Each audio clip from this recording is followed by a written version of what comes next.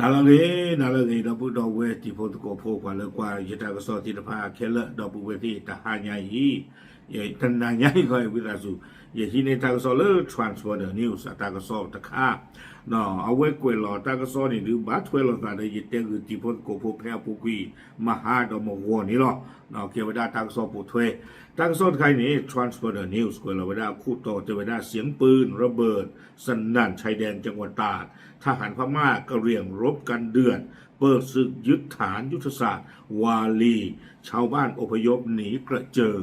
เอาไว้ในเมตากสอคู่ต่อเจวดาเลิกลูปูโตสตรึที่เชก็เชอเลกตาก็รีดกระปาขอบเลือกันยอดประโยชน์สึกคาลอตาหนอกันยอเหลือท่อรือประโยชน์สึกตาลอและอเมไว้ได้วอลีไม่เหลือกว่ากันยอสวอพูตะคอนหรือกว่าบ้าจี้ปูเพลอาสาสมุนเลตาดูตบลอใหญ่เนี่ยหรอ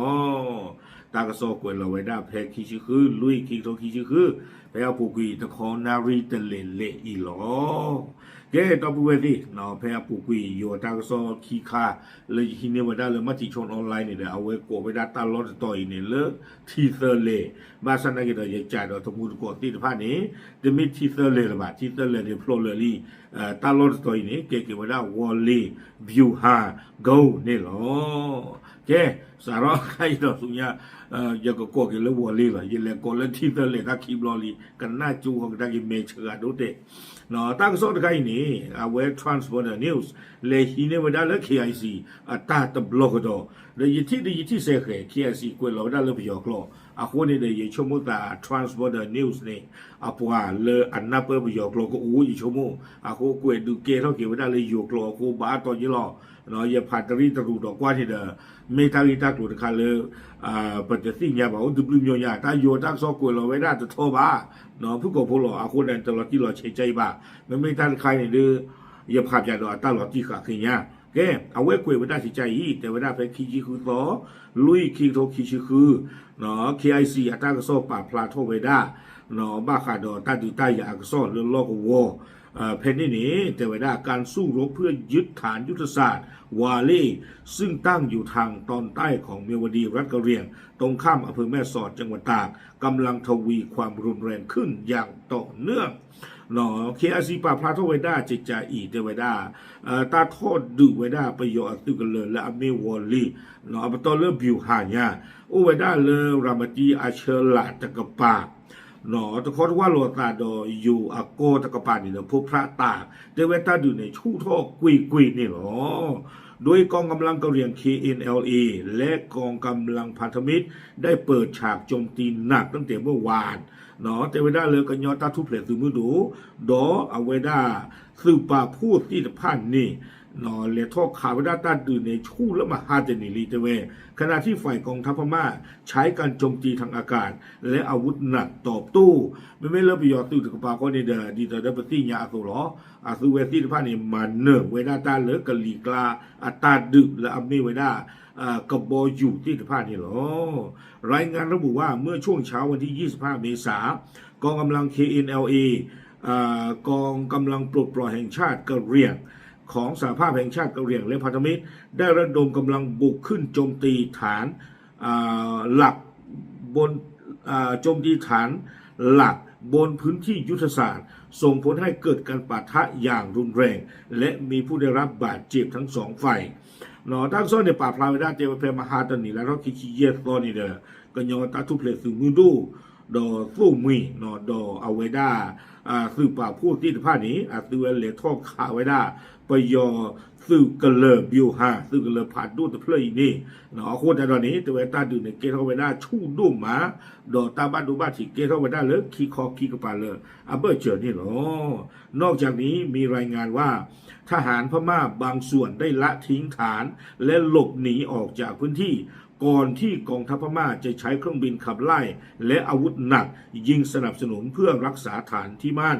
နော်တာကစောနေကွယ်ဖလာဝဒစုမညာတဝဒလေတာကစောနေပါဖလာဝဒလေဖေတာထောဒူဝဒဝလီဘီဟာကူအစတော့ခါနေပယောသူတနောပါတိကွေဝဒအစုကလေကြည့်ဖလို့ဝဒတဝဒ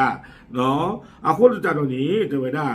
လေတန်နေအခုနေပယောသူကနာဝဒဝိတန်ခါနေဒီတလို့ညာလပါอาตุเวสุตาปลุเวดาก็บ่อยู่ในเตอร์เวดามีผู้ดอกลูกที่ลาตัวทอที่ท่านนี้ข้าก็เวดานอลาสึกันเลยก็ปอกปาปัวที่ยาบาเพนนี่นี่ตียาวได้เลยปว่ากันยอกันเลยท่อมานี่เวดาโลนี่เนาะวิบวันี่เจเวทหาร KNLA รายหนึ่งเปิดเผยว่าการสู้รบดำเนินอย่างต่อเนื่องตลอดทั้งวันโดยฝ่ายของทัพพม่าใช้เครื่องบินทิ้งระเบิดและยิงปืนใหญ่ตอบโต้เนาะก็ย่อสื่อตะกะเนาะ KNLA ตื่นตะกะเอาไว้ปราบพลาดท่อไปได้จิตใจมหาตนีดื้อตะลุเตบะตาดื้อชูดอตนีเกลือเตเวดอไปยอตื่นตะนาเกตูไว้ได้ก็บ่อยู่เฮเตอร์เรามีผู้ดอกคาไว้ได้ดอกกลูผ่านดูสิทภาเนาะขณะที่สถานการณ์ยังคงตึงเครียดมากโดยในระหว่างการสู้รบมีทหารเมียนมาประมาณ20นายรวมถึงนายทหารบางส่วนได้หลบหนีออกจากฐานเนาะตั้งซ้อนนี้ป่าพลากระโดเวเตเวนด้าเลยเพเนี่ยคานิดตาพิเชเกโดชูดุมาเลตาเดือเซงโตคานิเตเวนด้าไปยอสืออากาคิชีป้าคือดออาสือคู่ตันนอเนาะป่าเต้กุยเวด้าสือกันเลยตะคุยหลอดเตเวนด้าและบางส่วนถูกฝ่ายต่อต้านจับกุมอย่างไรก็ตามข้อมูลดังกล่าวยังไม่สามารถยืนยันได้อย่างเป็นทางการโดยตนนนี้ตั้งซ้อนเตเวนด้าเลยบ้าตาพ่อคลือไปยอตุลาชีพลติดพัฒนนสิโกตมีกันลากีเทวดาตั้งโซนใครนี้เนาะตาคอนเฟิร์มแต่ปากปากเหลือเวดาดิบ้านนี่หรอตั้งคานี่ดูปัญหาภาษีหรอตาบีบุขี้คู่เซิร์ฟตัวคานี่ดู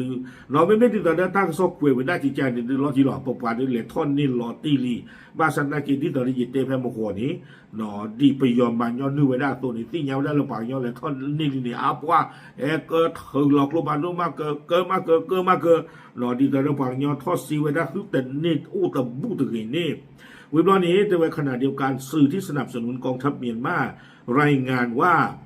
ขณะเดียวกันสื่อที่สนับสนุนกองทัพเมียนมารายงานว่ากองกำลังฝ่ายต่อต้านได้ใช้กำลังจำนวนมากเข้ายึดพื้นที่ฐานชั่วคราวเนาะตากระโซตนีลาชอดทเวปยอสื่อนี่เด้อเอาไว้เตวได้จิตใจอีเนาะปว่าเลอัทอดาปยอสื่ออคอมยอกันยอสื่อป่าพูดติดพันด้วยเนี่ยสุเวดาอัสื่อริบานนอวีอาเลท่อมันนี่กุยเวดาปยอสื่อกันเลวอลเลอีแต่โจตลอดเตวได้ชั่วคราวแต่โจตลอดเนาะทำให้ฝ่ายทหารต้องล่าถอยก่อนที่จะสามารถกลับเข้ายึดพื้นที่ได้อีกครั้งในช่วงเช้าของวันที่26เมษายนเลตาเนี่ยคนนี้แต่เวลาครอบเลิกกันยอสืบป่าพูดทิ้นผ้าเลโทอันนอวีอาคนนี้เนาะไปยอตากโซตะคานี่เทวดาเลตาฮีคนนี้เนาะเลตาคนนี้เลตาฮีตะคายคนนี้ไปยอสืบบ้าคือได้อย่างล็อกขี้เทวดาวีบล้อนี้เทวเลตาตกหัวยาอีสุเทิ้นผ้าเลโทมันนี่ก็ได้กี่ตาโลเพคิชิคุโตหัวคออีนี่หรอไม่จะได้เนี่ยดูบัติชนออนไลน์กุยเราได้เพมาหาตันนี่ดูแต่ก็มาบ่าเลปปราบมานี่กุยไปได้ลีเดเวบ้าซาตนากีตอนนี้เด้อประโยชน์ตัวนี้มานี่คู่ขี้กันได้กี่เวเพตาตัวหัวใหญ่เนี่ยหรอและในพื้นที่ใกล้เคียงเนาะมีการยิงปืนใหญ่อย่างต่อเนื่องจากฐานวาลีไปยังเขตชุมชนส่งผลให้เมื่อวันที่24ที่ผ่านมาเกิดเหตุระเบิดในพื้นที่โรงเลื่อยไม้ทำให้พลเรือนได้รับบาดเจ็บ2 รายและมีผู้ไม่ได้รับบาดเจ็บจากอาวุธหนักในพื้นที่เพิ่มเป็น12 รายเทวดาเนาะคิชิคุโตโกคอนี่เดประโยชน์ติดท่อมานี่ก็ได้กิเวลโลกวัวเพนี่คนด้านนี้เทวดามันมีบ้ากว่าก็ได้กิเล็กคิชิลุยตอนนี้เนาะประโยชน์ตื่นเนี่ยขาดตาปลือเวดากลูผ่านดูเลยติยาวได้แล้วกว่ากันยอดสื่อที่บ้านแกเฮทอนล้อเนี่ยขาไว้ได้ที่เนี่ยรอเตะแล้วกว่าเดินรอเตะแล้วกว่าล้อเลยรอเตะบ้านเลือดที่เศษเพื่อจะเวบ้านดูกว่าไปนี่ขี้กาวิบล้อนี่เด้อเตะไว้ได้เลยคอมเลยตาดูแต่ล้อใหญ่นี่เด้อกว่าบ้านดูไว้ได้กว่ากำเนิดหรือเปล่าเราบ้านดูได้เราประโยชน์อักลูกีนี่แต่ขี้กาลีเตะไว้ได้จานี่วิบล้อนี้กวยไว้ได้สถานการณ์ล่าสุดก กองกำลัง KNLA และพันธมิตรสามารถเข้าควบคุมฐานทหารขนาดเล็กโดยรอบได้บางส่วนเนาะตั้งซ้อนในป่าพลากระโดเวด้าจิจาอีเตเวด้าเลยตาอุสานเลยใครหมอเนาะกันยอนตาทุเพลสมุโด KNLA นี่เอาเวเลโทมันปกติจะเลยเปิดที่ขาเวด้าซึ่งก็เลยโพชีวาเวด้าวอลลีซึ่งก็เลยบิวฮาอีนี่เขาย่อตะครุตูบิวฮามานี่ยิ่งชกแต่เลยตาพลานี่ซึ่งก็เลยพูกูหมอเลยเกท่าเวด้าตาดอสเดอร์เลยบิวฮาอ่ะก็นี่ไม่เลยซึ่งเลยพูดที่บ้านนี่ดูเตเวด้ากันย่อซึ่งมานี่เวด้าเนาะและยังคงเดินหน้าปฏิบัติการเพื่อยึดฐานยุทธศาสตร์หลักส่งผลให้ประชาชนในพื้นที่ต้องอพยพภัยอย่างต่อเนื่องเตเวด้าเลยกันยอตาทุเพลซึ่งมุนโดที่ผ่านในดืออัตรารูกเลเซอร์แต่ลอจาดีบาเนาะอุดิดอตาตปากเลยไม่ชื่อแล้วก็ท่อมันเนกุยไว้ได้วอลลีบิวฮาซึ่งกันเลยจะเพลย์นี่หรอไม่เลยสุวรรณภูมิอุปนิที่ผ่านในปาร์ตี้กุยเดอรอสุเคลีวิบลาในกุยไว้ได้ชาวบ้านในพื้นที่รายหนึ่งกล่าวว่าตลอดทั้งวันมีการโจมตีทางอากาศการยิงปืนใหญ่และการใช้โดรนอย่างต่อเนื่องปัสสาวะพูดกับปราบปลาทวดาจะนี่ไงซอตนิกเลยไปยอซื้อแฮตเตอร์เราไม่ปูเลือกกะลีกลาคาจูหอกลูผ่านด้วยที่ผ้าดอวิตาสูไอ้ไม่เกี่ยวกับเดือดตากูใคร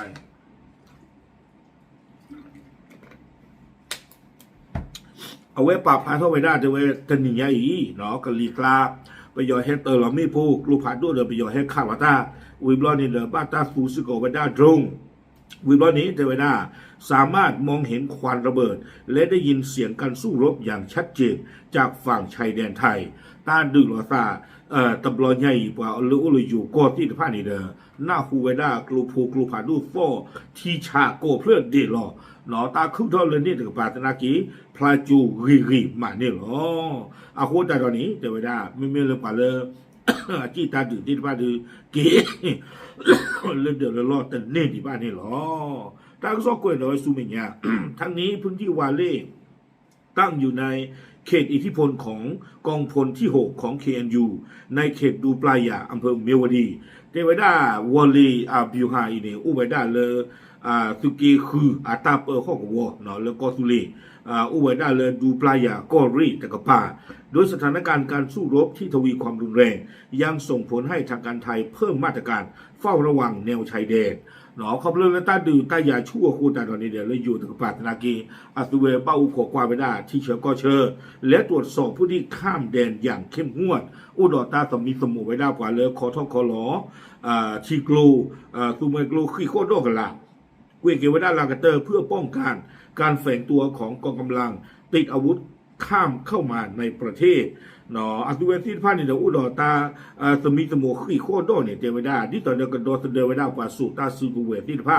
เลิกเกเฮคอของป้าพึ่งเลยอยู่ก็ตะกะปานี่หรอตากซอนี่กวนเราไว้ได้ตุเพนี่นี่หรอโอเคตาคูตาตอนนี้เนาะเย็ดที่ตากซอเรืออุเลเวเมสของปูดีตเดอ AEC ASEAN News เอาไว้รีพอร์ตปราบพระรัตนจะมีบ้าตากีตากลุ่นนี่ดื้อมาตาดีต่อเดอเอาไว้ตากซอปราบพระได้เลยตันนายใหญ่นี่หรอเนาะมีตาท่อนนิเวดา